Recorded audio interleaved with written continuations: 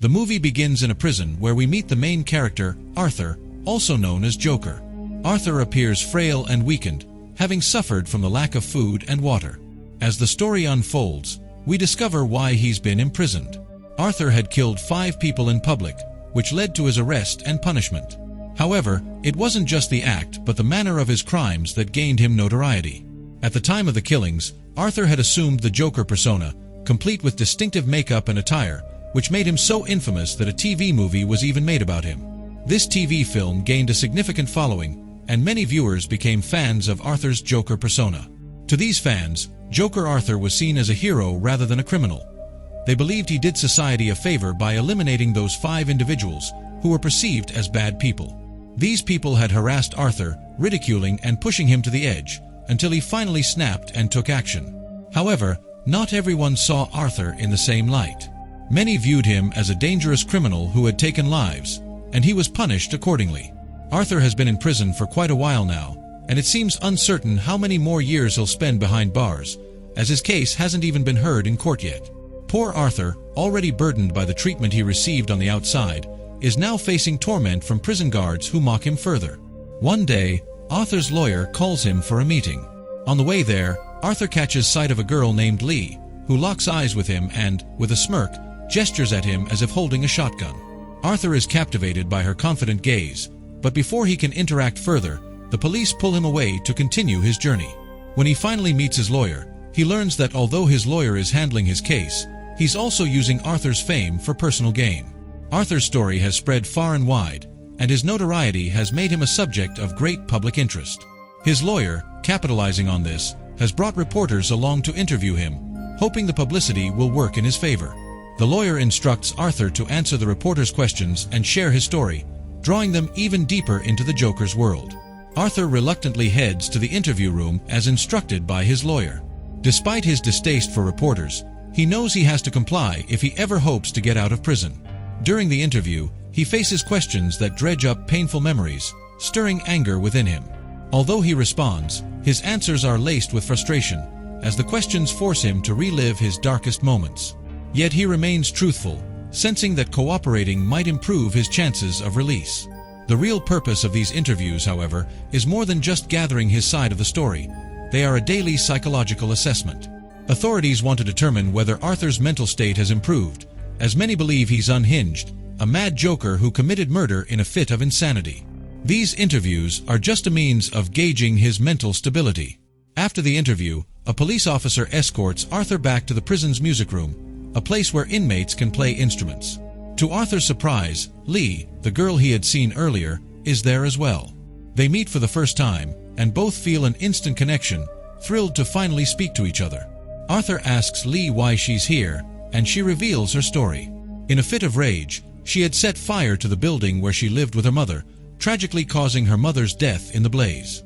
This act had landed her in prison, facing consequences she could hardly escape. Hearing her story, Arthur bursts out laughing. It's a reflex, part of his unusual nature. Then, Lee turns the question on him, asking why he's in prison. Arthur grins and says, "You don't know? I'm here because I killed 5 people." He's so infamous that he assumes everyone, even within the prison walls, knows his story. As time passes, Arthur and Lee grow closer, meeting frequently and becoming fast friends. One day, Lee boldly suggests they escape together. Arthur, however, shakes his head and replies, "No, I can't do that." For now, he feels trapped, bound by both his crimes and his sense of fate. Arthur, wary of the guards and consequences, tells Lee, "They'll shoot me if I try to escape." Lee, however, has already developed feelings for him and longs to break free and spend her life with him. When Arthur turns down her escape plan, she feels hurt but doesn't show it right away. Later, as they sit together in the prison theater, Lee, still upset, channels her frustration by secretly setting fire to the back of the theater. As smoke fills the hall, people rush out in panic, leaving only Arthur and Lee behind. Instead of fleeing, they stay, watching the flames and realizing they share a deep connection. In that moment, their feelings become undeniable. Arthur, too, has fallen for Lee. The two finally express their love for each other before eventually running to the exit. But before they can fully escape, officers appear, dragging them back to their cells. Rather than being upset, Arthur and Lee start laughing, embracing the chaos and finding joy in each other's defiance. Arthur's laughter grows louder, echoing through the hall with an eerie, almost unhinged delight. Back in his cell, Arthur receives a surprise visit from Lee, who sneaks in with the help of a guard. Together, they spend another year in prison, sharing stolen moments whenever they can. One day, Lee says, "I want to see you as the Joker," and smuggles in makeup. She carefully applies it, recreating Arthur's Joker persona, complete with hauntingly bright colors. Arthur finds a thrill in seeing himself this way again, feeling a sense of freedom within the confines of his cell. The next day, Arthur's lawyer returns with a renowned reporter to conduct yet another interview. This time, they want to probe his mental state further. Arthur dreads talking about his past, knowing it stirs up painful memories, but the reporter presses on, asking invasive questions about his family and his troubled life. When the reporter brings up his mother, whom he had also killed, Arthur's demeanor shifts. The memories overwhelm him, filling him with rage. His calm exterior cracks, and he lashes out at the reporter, no longer able to suppress his emotions. In a surprising turn, however, Arthur's sentence comes to an end, and he's finally released. Free at last, Arthur steps into the world with a new sense of purpose and his Joker identity firmly intact. Arthur walks out of the jail, the weight of the world still pressing on his shoulders. As he steps into the light of the outside world, he catches a glimpse of his interview on the TV, further fueling his notoriety. This moment marks a turning point, as Arthur is now about to face a court trial. On his way to court, he is greeted by a crowd of loyal fans who had gathered in the streets to show their support. These people, who had admired him for his bold actions, cheered for his release, believing that Arthur was a symbol of justice for the oppressed. They felt that the people he had killed were deserving of their fate, and that Arthur, in his twisted way, had acted in defense of himself and those like him. Among the crowd, Arthur sees Lee, and their eyes meet. Both of them share a smile, knowing that, despite everything, they still have each other. The atmosphere is filled with anticipation as Arthur is escorted into the courtroom, where the hearing begins. The prosecution lawyer stands up first, condemning Arthur's actions. He argues that Arthur, in his madness, had killed 5 people in cold blood on a public train, a heinous crime that should not be overlooked. In contrast, Arthur's lawyer rises to speak in his defense. She portrays Arthur as a man who had been abandoned by society, living a life of isolation and poverty. She argues that Arthur is not a malicious killer, but a broken soul who, in his fragile mental state, had no choice but to defend himself from the people who had tormented him. His mind is like that of a child, she explains. He did what he thought was right, what he believed was self-defense. But the prosecutor isn't swayed. He insists that no matter the circumstances, Arthur took lives and must face the consequences of his actions. He is a murderer, he declares, and murderers do not deserve to walk free. The judge, after hearing both arguments, decides to extend the date of the trial, indicating that more deliberation is needed. After the session, Arthur's lawyer speaks privately with the judge, urging him to see things from Arthur's perspective and to ensure he doesn't lose his case. The judge warns her that, at this rate, Arthur will be convicted and punished, and she must take a different approach if she wants to secure his freedom. Later, when Arthur is returned to his cell, his lawyer visits him again. She asks about Lee, curious about the woman who had appeared in his life. Arthur, smiling softly, replies, "She's a very good girl. I love her." In that moment, despite the looming uncertainty of his fate, Arthur feels a fleeting sense of happiness, an escape from his world of chaos and pain. Arthur, still holding on to his trust in Lee, listens as his lawyer delivers some startling news. She tells him that Lee has been deceiving him all along. "Do you really know her?" the lawyer asks, pushing Arthur to question everything. She reveals that Lee's parents are not dead, as she had claimed. In fact, her father is a doctor, and both of her parents are alive. To make matters worse, Arthur learns that Lee was never punished and had deliberately paid to be disguised as a prisoner, all just to get close to him. One day, when Lee visits Arthur in jail, he confronts her about the lies. Lee doesn't deny it. She admits, "Yes, you're right. My mom and dad are alive. I lied to you, and I kept this secret. I deliberately paid to be a prisoner so I could meet you. But I never meant to hurt you." Her voice softens as she explains, "I just wanted to be with you. I've seen your TV film over 20 times, and I fell in love with you. No matter what happens, I'm going to get you out of here. We'll be free, and we'll be together." Arthur, still reeling from the truth, can't help but feel a surge of affection for her. He agrees, smiling for the first time in a long while. "Okay," he says, finally feeling that there might be a way out of his pain, a way to live a life of freedom and love with Lee. The trial continues, and today, Arthur's neighbor steps up to testify on his behalf. She recounts her memories of Arthur's troubled past, describing how she frequently saw him and his mother together. On one occasion, she witnessed Arthur violently attacking his mother, which deeply terrified her. Fearing for her own child, she moved to another city. But when she heard Arthur was in jail, she felt guilty and returned to testify for him. "He was always misunderstood," she says, her voice shaking. "He never wanted to hurt anyone."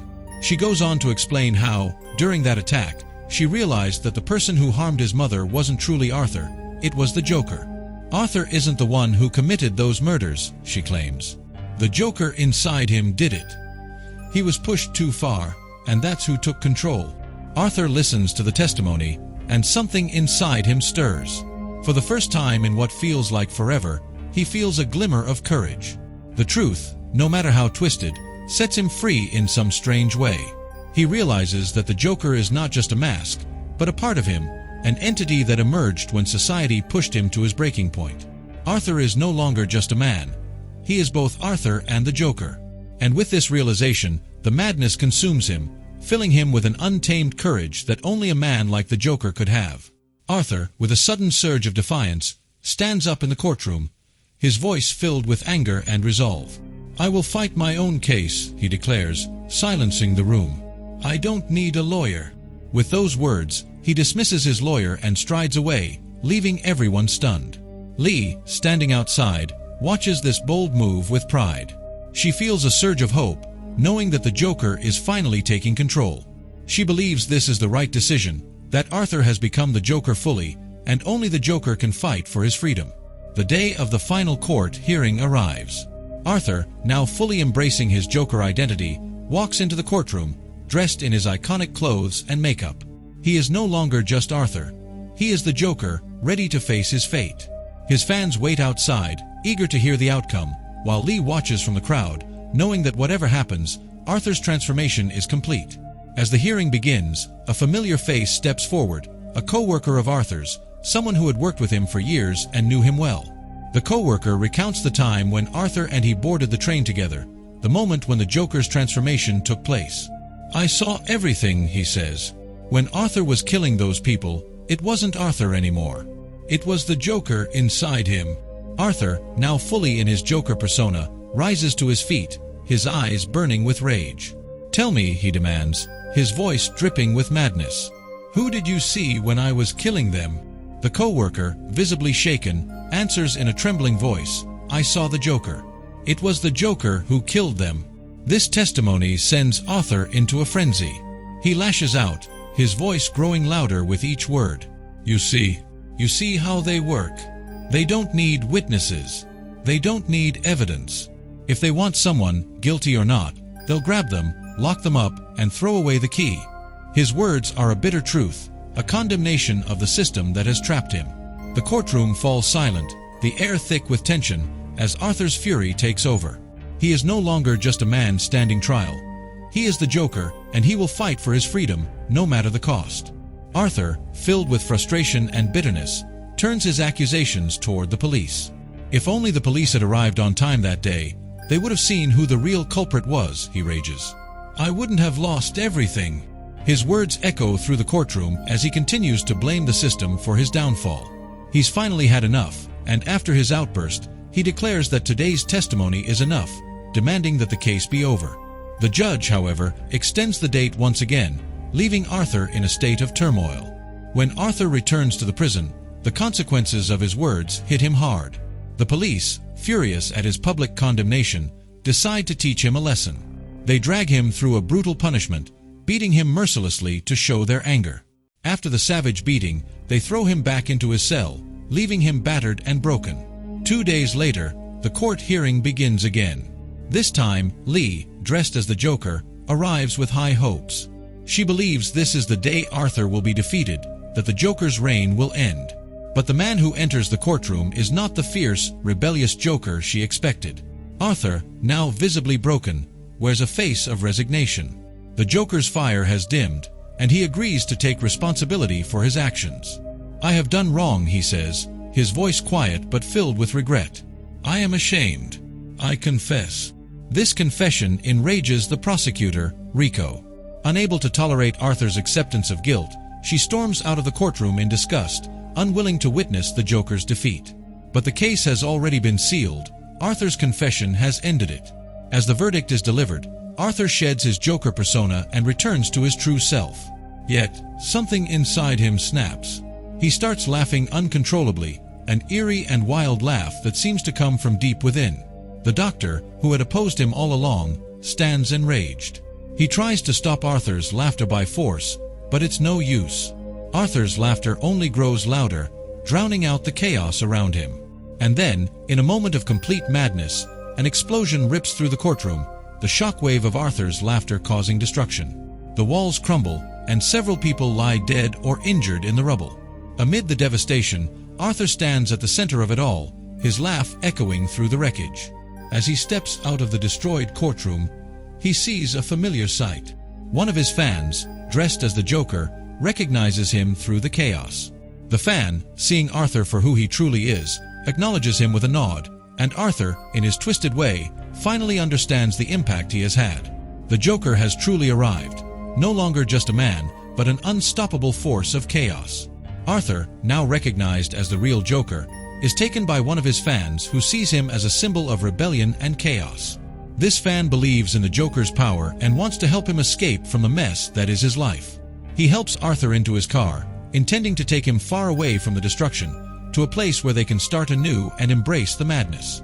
But, as fate would have it, the car gets stuck in traffic, and in an impulsive moment, Arthur gets out and runs. He runs for what seems like forever, driven by some unseen force. As he runs, his mind races, and finally, he comes across Lee. He approaches her, desperate to find some kind of connection in his fractured world. "Let's go," he says. "We can escape all of this and start our own world. I don't even know how the explosion happened, but I ran. I ran away." But Lee, the one person who had once shared his dreams, looks at him with a disappointed expression. "No, this can't be you," she says sharply. "The person I loved was fearless, brave, someone who didn't give up. But you surrendered. You accepted your mistake in front of everyone. That's not strength, that's weakness." Arthur, stunned by her words, stands there, frozen. Lee continues, her voice filled with regret. "I thought you could be the man I wanted, but I was wrong. You're a coward. I can't raise a child with someone like you. I don't want my daughter to know a man like you." With that, Lee walks away, leaving Arthur standing in the ruins of his own broken dreams. Her rejection cuts deeper than any physical wound, leaving him shattered and unable to comprehend what just happened. He feels utterly defeated, unsure of who he is anymore. As Arthur stands in the street, broken and alone, the police appear once again. They arrest him, dragging him back into the same prison that he had fought so hard to escape. In jail, the situation takes a darker turn. One of the men who had opposed Arthur for so long, finding an opportunity, meets him under the guise of being friendly. But instead, the man attacks him, using a deadly weapon to strike Arthur viciously. The blows land hard, and Arthur collapses, blood streaming down his face. His body falls to the ground, motionless, and his eyes close. It seems as though the Joker has met his end. But is Arthur truly dead? Has the Joker's reign finally come to an end, or is this just another part of his twisted journey? The question lingers as the screen fades to black, leaving the audience to wonder about the fate of the man who had once been the symbol of chaos. And with that, the film concludes, leaving viewers to reflect on the fate of the Joker. What do you think? Is he truly gone, or is this just another chapter in his chaotic story? Share your thoughts in the comments below. With this, the movie ends. If you liked this video, then do not forget to subscribe to the channel after liking the video.